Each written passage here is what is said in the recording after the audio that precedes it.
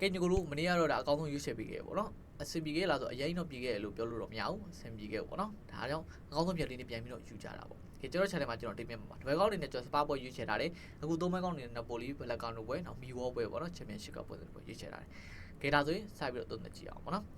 ်ကဲနာပိုလီ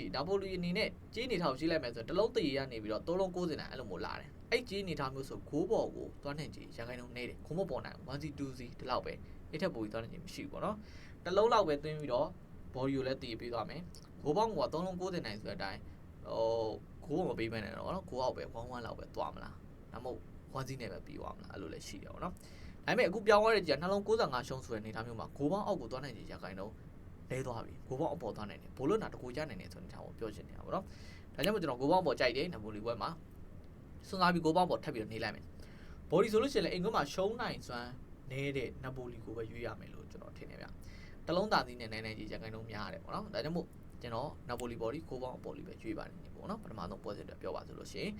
်နောက်ပြီးသူတို့ခြေသွမ်းနေကြည့်မယ်ဆိုလို့ရှိရင်လည်းသူတို့ခြေတိုက်တွဲဆုံပုံမှာဆိုဒါပြီးခဲ့တဲ့ပွဲစဉ်မှာဘိုလိုနာကအကြီးတွေရန်ကြခဲ့တာဒီပွဲမှာတော့ကြီးအောင်ကံမလားပေါ့အဲ့တခုတော့ရှိတယ်ကမတင်နပိုလီတော့မှတေကြသွားနိုင်တယ်ရှိတယ်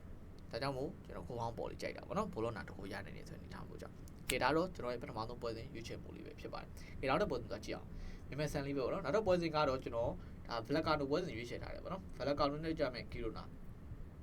ာထိတိုက်တူဆုံးမှာကြည့်မယ်ဆိုလို့ရှိရင်တော့ဂီရိုနာတို့အနေနဲ့လည်းဒါဂိုးသွင်းနိုင်တဲ့ရန်ကိုင်းတော့တော်တော်များတယ်ဘလက်ကာနိုကွင်းမှာအင်ကွင်းမှာလည်းသွင်းခဲ့တယ်အဝေးကွင်းမှာလည်းသွင်းခဲ့တယ်ပေါ့နော်ဒါကြောင့်ဘလက်ကာနိုကလည်းပြီးခဲ့တဲ့ပွဲစဉ်မှာတောင်းလျှောက်ရလက်ကောင်တွေပြသနိုင်တာဂီရိုနာကရလက်ကောင်မပြသနိုင်တဲ့အသင်းနော်အဲ့မှာကြီးခေါ်တာတော့ကြည့်လို့ရှိရင်ဘလက်ကာနိုက level 20ရှုံးခုလက်ရှိကြီးနှလုံး85ရှုံးစတီကြီးကလည်းအဲ့ဒါပဲ level 20ရှုံးမယ်ဘလက်ကတော့ဘော်ကြီးမပြောင်းဘူးအစဘိုးဂိုးပေါင်းကြီးက3လုံး90နိုင်ခုမပေါ်နိုင်ဘူးအဲ့ကြီးနေထားတယ်ပေါ့နော်ခုမပေါ်နိုင်ဘူးနောက်ပြီးနှလုံး90ရှုံးနေဖြစ်သွားတယ်အဲ့အနေထက်ပြီးနှလုံး85ပဲရှုံးမယ်ဆိုတဲ့အနေထားမျိုးဖြစ်လာတယ်ဂိုးပေါင်းပေါ်မသွားစီချင်တော့ဂိုးပေါင်းအောက်ပဲသွားရမယ်ဆိုတဲ့အနေထားမျိုးပြောချင်နေတယ်ဒါပေမဲ့တစ်ဖက်မှာပြန်ကြည့်မယ်ဆိုလို့ရှိရင်ဂီရိုနာကရုန်းကန်ရမယ်အတင်း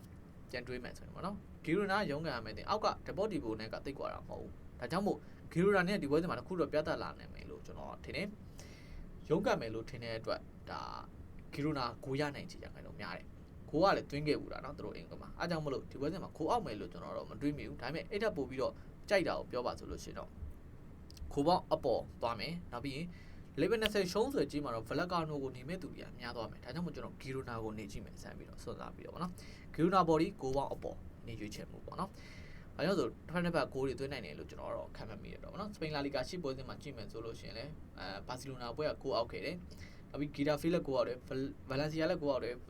ဗီလာရီယာလက်ဂိုးအောက်တယ်ဂိုးတွေစတဲ့အောက်ခဲ့တာဗောနော်ဂိုးပေါ်တာဆိုရီယယ်ဆိုစီတက်ပွဲပဲရှိမယ်လို့ပြောလို့ရတယ်ဒါကဟိုနေ့ကပွဲစဉ်ဗောနော်စသည်စပွဲအနေနဲ့ဂိုးအောက်ခဲ့တဲ့ပွဲဒါကြောင့်မို့ဒီပွဲစဉ်ဂိုးပေါ်မယ်နိုင်မယ်ဆိုရင်တော့ဂီရိုနာကရအောင်နိုင်မယ်လို့ကျွန်တော်အနည်းဆုံးတရေလောက်တော့ကံမယ်လို့ထင်နေတော့ဗောနော်ဒီဒါတော့ကျွန်တော်ရွေးချယ်မှုဖြစ်ပါတယ်ဒီချီပဲညီကိုတိုင်းဒါနောက်တစ်ပွဲစဉ်တော့ကြည့်အောင်နောက်တစ်ပွဲစဉ်လည်းကျွန်တော်ရွေးချယ်ပေးထားတာကတော့မြန်ဆန်လေးပဲဗောနော်ဒါမီဝေါနဲ့တွေ့ကြမယ်ဟူစီတ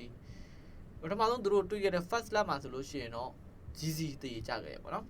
်မီဝေါကတည်ကြအောင်ရအောင်ကန်သွားတယ်မဆိုးပါဘူးဒါဒါပေမဲ့မီဝေါအိမ်ခွင့်ရောက်လာပြီအခုမီဝေါအိမ်ခွင့်မှာဆိုရင်တော့တည်ကြအောင်ကန်မယ်လို့ကျွန်တော်မထင်ဘူးအနည်းဆုံး 1C 2C အဲ့လိုမျိုးနဲ့ဂိုးတွေသွင်းပြီးတော့ကန်သွားမယ်လို့ကျွန်တော်ထင်တယ်စတီချင်းနေတာတလုံး60နိုင်နဲ့မီဝေါကိုခေါ်ရတယ်အခုတလုံး80နိုင်တော့တက်လာတယ်10ပေါ့နော်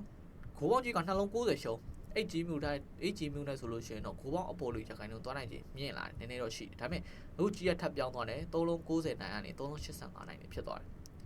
ဒါဆိုဂိုးပေါ်နိုင်ခြင်းရခိုင်တော့နည်းသွားတယ်ကဲကြည့်မယ်ဆိုတော့ထိပြီးတော့ပဲမီဝေါကထပ်ကန်သွားအောင်မယ်လို့ကျွန်တော်ထင်တယ်